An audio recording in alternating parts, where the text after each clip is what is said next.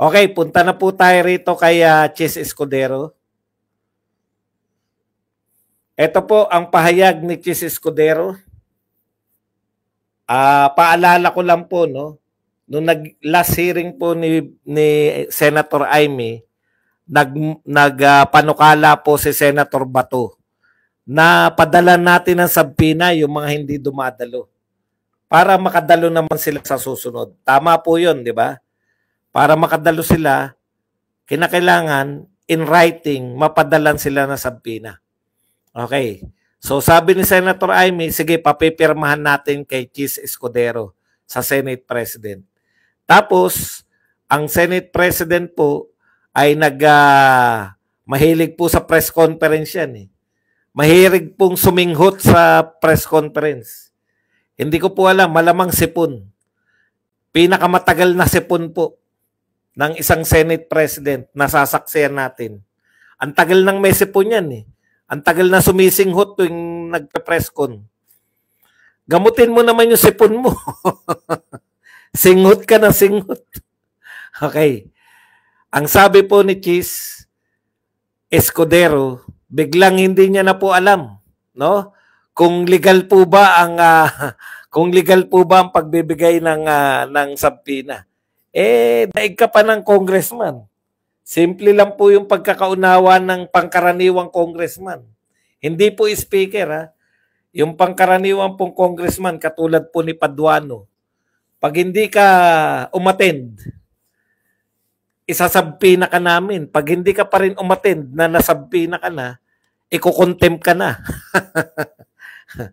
Ito po, sa napakatalinong si Chis Escudero, biglang sinabi, sige po, papaaral natin sa legal. Antindi mo naman, Chis, palusot mo naman, no? Ngayon po, iba na po ang pahayag. Nung mapahiya po sila, pinotakte po sila di ba? Pinotakte sila ng mga vlogger, pinotakte sila ng ilang media na sinasabi, bakit ayaw nyong pagpaliwanagin? Samantalang kayo, may Quadcom, may Tricom, gusto niyo magpaliwanag, yung dating presidente, yung Vice President ng Pilipinas, gusto niyong papagpaliwanagin na walang katapusan. No? Yung mga vlogger, pinagpapaliwanag ninyo. Bakit bawal pagpaliwanagin yung mga tao sa gobyerno? Ngayon po, bumigay sila. Pero hindi po kagagawa ni Chis. Malamang to, ito po, basahin na lang natin. Okay, ayon po kay Chis Escudero, officials invited to the Senate probe into the arrest of former President Rodrigo Duterte will attend the hearing on April 10. Yan po ang sinabi ni Quezon Escudero. Imumubang hearing sa April 10 kung saan dadalo ang mga opisyal na inimbitahan ni Senator Amy. Hindi ko lang alam kung sino specifically, pero hindi na sila hindi dadalo. Kita mo, pwede palang dumalo, Chis. Ikaw ang umaawat Pwede pala silang dumalo. Tuloy natin ang pagbabasa ng sinabi ni Chis. Pero hindi na sila hindi dadalo. May dadalo sa pagdinig ni Senator Amy sa April 10. Ayan. Pero hindi niya alam kung sino. Kumusta po? Dadalo ba sila dahil sinabpina nyo? Quezon Escudero. Kaya ba sila dadalo dahil binigyan mo sila ng sabpina? Okay. Sabi ni Escudero, no need for subpina para sa mga invited resource person na aaten sa hearing. Hindi na raw po niya binigyan ng sabpina. Okay. Pero nire-request na specifically na hindi pwedeng mawala ay si Police Major General Nicolas Torre. So dahil wala pong sabpina, hindi po siya nag-issue ng sabpina kung sino lang po ang gustong dumalo. Antindi talaga ni Chis, no? Okay. Pero ang dun sa request ng lahat, dapat daw naroon si General Torre. Okay, isa-isahin po natin Una, bakit ikaw ang nag-announce niyan, Chis? Spokesperson ka na ba ng palasyo? Ikalawa, bakit hindi mo pa rin isasabpina? Nagkusa na, di ba? Ibig sabihin, Si Lucas Bersamin po, dating Supreme Court Justice yan. Kung bumigay po si Lucas, ibig sabihin walang basis yung sinasabi nilang hindi sila dadalo. Alam nyo, natatandaan ko si Gordon. Nung si Gordon yung nag-invite sa mga cabinet official ni Tatay Digong. Di ba? Tapos hindi inorderan ni Tatay Digong. Ito yung binabanat ng mga yan eh. Bakit si Digong nyo? Inorderan din yung mga tauhan na wag dumalo. Okay. Tapos ano yung naging hakbang ng mga senador? Iisa-isain po natin yan. Kung hindi ako nagkakamali, ang senador na ang Senate President si Tito Soto, 'di ba? Okay. Makinig ka, Chis, dapat ito ginagawa mo eh. Ikaw nagiging spokesperson ka na ng palasyo. Eh lahat tong sinasabi mo, no? May sinasabi pa siya kumpletuhin ko lang para isang banata na lang. Ito pa ang sinasabi ni ano eh. However, they may invoke their executive privilege when answering the questions in the hearing. Di ba? Escudero said there is no need for subpoena for the invited resource persons to attend the hearing. However, they may invoke their executive privilege when answering the questions in the hearing. Bakit ikaw ang nag-invoke para sa kanila? Bakit inuunahan mo? Ang trabaho nyo, mag-imbestiga sa Senate. Ang trabaho mo, suportahan si Amy Marcos sa kanyang investigasyon. Hindi ikaw ang nangangatwiran dapat para sa mga cabinet official. Kung i-invoke nila yung executive, hayaan mong magpasya yung iyong chairman. May chairman ka eh. Di ba? Ang chairman mo, si Amy Marcos. Pag in-invoke nila yung executive privilege, hayaan mo magpasya yung chairman mo. Hindi yung inuunahan mo na however they may invoke. Di ba? Spokesperson ka ba ng palasyo? Alam ko senador ka eh.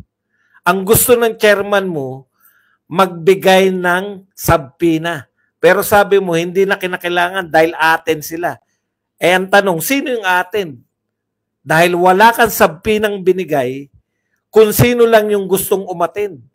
Ang nirequest lang ninyo na umattend talaga, si General Torre. So anong gagawin ng Senado pag hindi pa rin umattend yung magkapatid na Remulla? Hindi pa rin umattend yung si Gibo Chidoro? Hindi pa rin umattend yung si Marbil? Halimbawa, si General Torre lang. Ayun po nakakatakot, no? Tignan nyo po, Pero ang nire-request na specifically hindi pwedeng mawala ay si Police Major General Nicolas Torre III. Meron pong nakita ko na video na nagtayuan na lahat tapos si Torre naiwan doon, no? Tapos sila nag-uusap-usap.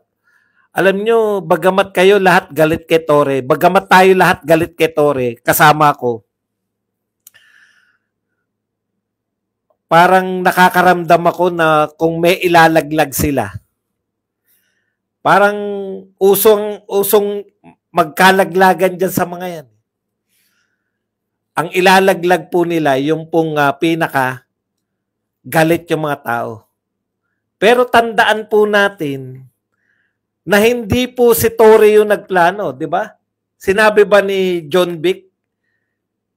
Di ba nung sinasabi na sino-sino yung sinabi ni John Vic na nagplano? Group effort. Group effort yun. Si Torre lang yung nautusan nyo. Alam po natin lahat, si Torre po ang inutusan dahil si Torre, pag inutusan mo ng trabaho, dadakipin niya talaga. Kasi hodang magalit sa kanya. Walang pakundangan eh. Kaya tama, nagagalit tayo kay Torre. Pero sa basa ko sa nangyayari, in-specify na Chis, padaluin nyo si General Torre. Parang gusto nyo mawala sa inyo yung galit ng lahat. Si Torre na lang. Si Torre na lang deserve ni Torre, pero gusto nyong makawala, ididiin nyo si Torre, pero yung mga tunay na nagplano, Kaya nga, 'di ba? Kasama ba si Tory doon sa name ni John Vic? Bakit dapat yung mga sinabi ni John Vic kasama siya, yun yung dapat punteriya? Teka. Anyo, Gibo, John Vic at si BBM. O apat. Huwag na si BBM dahil may immunity yan. Dapat, yung mga nagplano ang naroon. Yung general, siyempre, utusan mo yan, di susunod yan.